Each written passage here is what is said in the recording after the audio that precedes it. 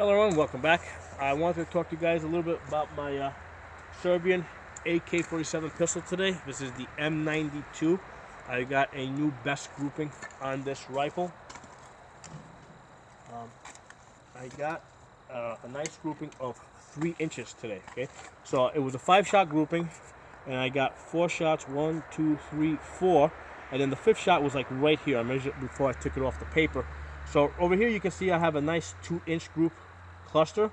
Okay, and then when I measured it with the shot that came off the paper, I was just inside of 3 inches. Okay, so that's 3 inches on this AK-47 at 100 yards, and this rifle has an 8.5-inch barrel. Okay, so that's an 8.5-inch barrel, getting this 3-inch group. So what I did is I shot it again, and in this group, again at 100 yards on the 8.5-inch barrel, it opened up just a little bit to 3 3/8. Okay, so it was a little bit more than 3 1/4, a little bit less than 3 1/2. 3 3/8 at 100 yards on the 8.5-inch barrel. Now, what's significant is that a couple of weeks ago, when I was testing out my Romanian washer, okay, that has a 16-inch barrel, and my best grouping on that was 3 inches. Okay, which I thought was pretty good. But this is getting that same 3 inches on the 8.5-inch barrel. So this is spectacular. Okay, so that's the Serbian M92, often called as the PAP. What I did with this gun is when I first got it, it was just a pistol. It did not have a stock on it. It had wood furniture on it. So I added the SB brace on the back, and then I upgraded this with the Midwest rail.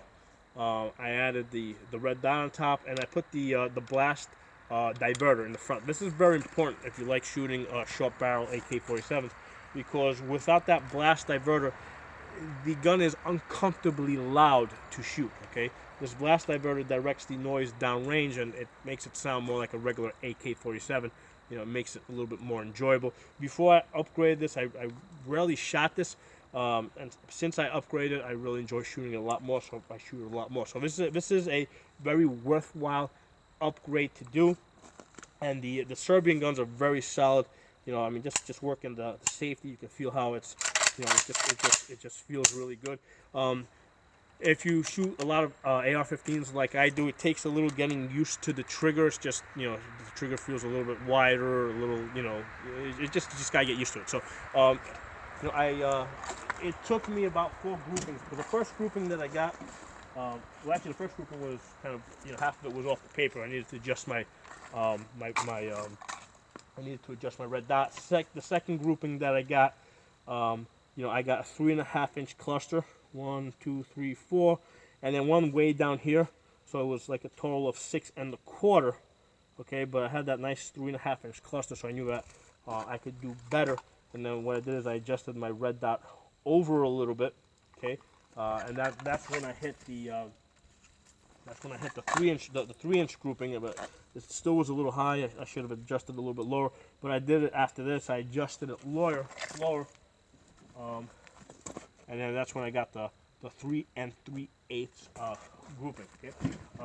Now another cool thing to know about this AK with the 8.5-inch barrel is that when I ran this through the chronograph, I got an energy of 1,200 foot-pounds. Okay.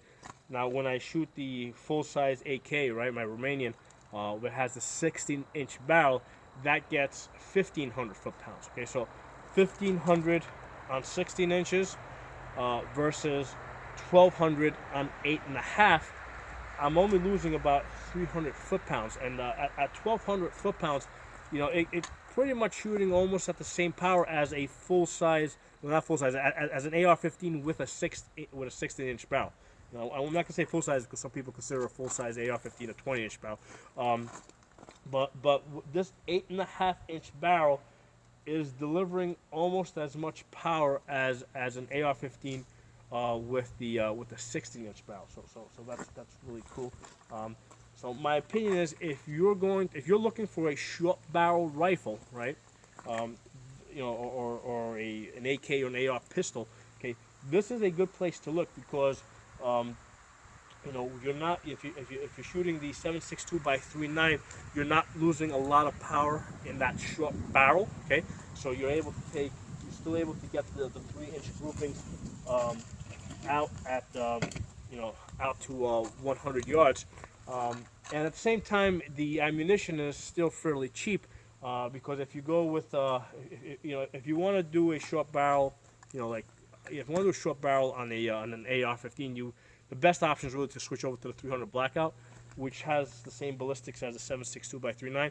But the problem is with the 300 Blackout, you're paying almost 3 times, you know, what I'm paying for this Wolf Performance, because that's why I got this 3-inch group today. I was shooting this Wolf, actually it says Wolf Polyformance, 123 grain full metal jacket. So it's a lot cheaper to shoot 7.62 by 3.9, you know, versus 300 Blackout. So that's why, you know, I think that that there's a better choice.